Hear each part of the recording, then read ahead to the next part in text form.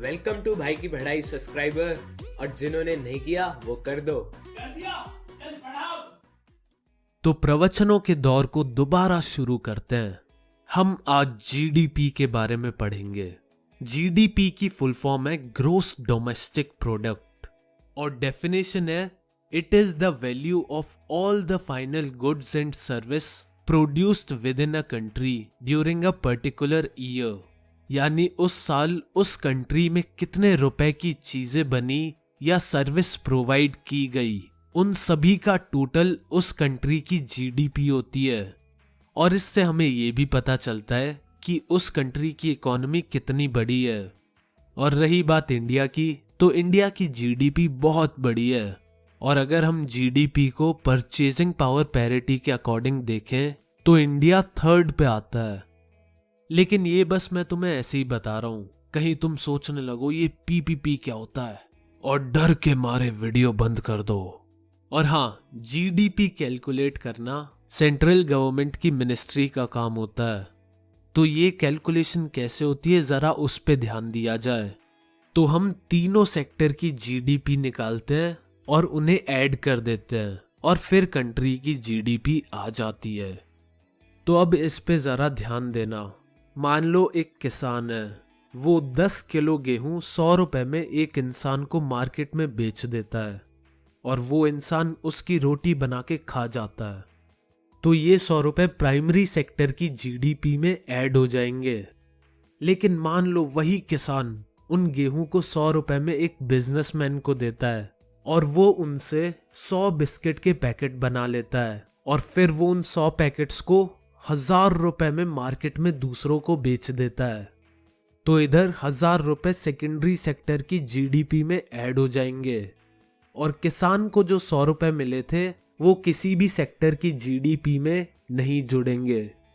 क्योंकि अगर तुम ध्यान से देखो तो तुम नोटिस करोगे कि जीडीपी में सिर्फ फाइनल गुड्स और सर्विस की बात हो रही है। और इस एग्जाम्पल में फाइनल प्रोडक्ट बिस्किट के पैकेट्स हैं, तो हम सिर्फ उन्हीं की वैल्यू को जीडीपी में ऐड करेंगे। आशा करता हूं अब तुम्हारे सारे डाउट्स जीडीपी से रिलेटेड क्लियर हो गए होंगे और अब तुम इंडिया की क्या पूरी दुनिया की जीडीपी निकाल सकते हो। चलो अब हम इन सेक्टर्स की हिस्ट्री देखते हैं। तो दोस्तों सिंपल है, जब टाइम शुरू हुआ था तब सबसे इंपॉर्टेंट सेक्टर प्राइमरी सेक्टर था और सब लोग एग्रीकल्चर, फिशिंग जैसी चीजों पे डिपेंडेंट थे। पर जैसे जैसे टाइम बीतता गया इंडस्ट्रीज आ गई कुछ 300-400 साल पहले और मेन सेक्टर फिर सेकेंडरी सेक्टर बन गया। और ये शिफ्ट इसलिए भी हुआ क्योंकि एग्रीकल्चर से अब जरूरत से ज्यादा फसल हो रही थी, यानी सबको खाने के लिए खाना आराम से मिल जाता था।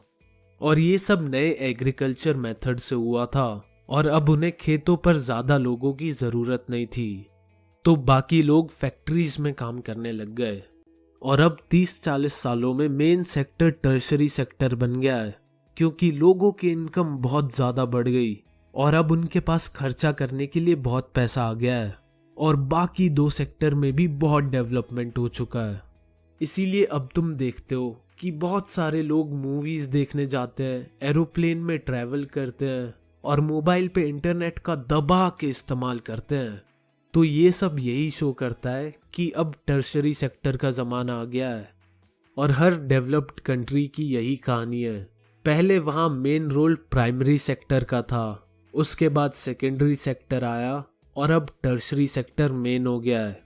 तो इंडिया में किस सेक्टर का क्या हाल है और क्यों है, इन सारे सवालों का जवाब तुम्हें मिलेगा अगले एपिसोड में।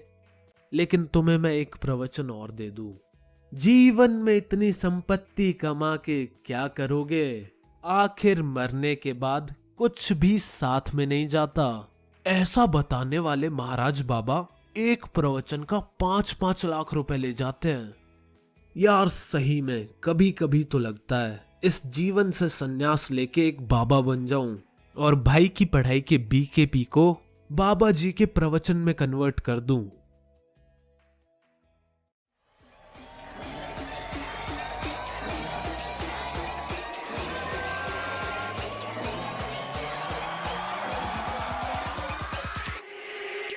to death.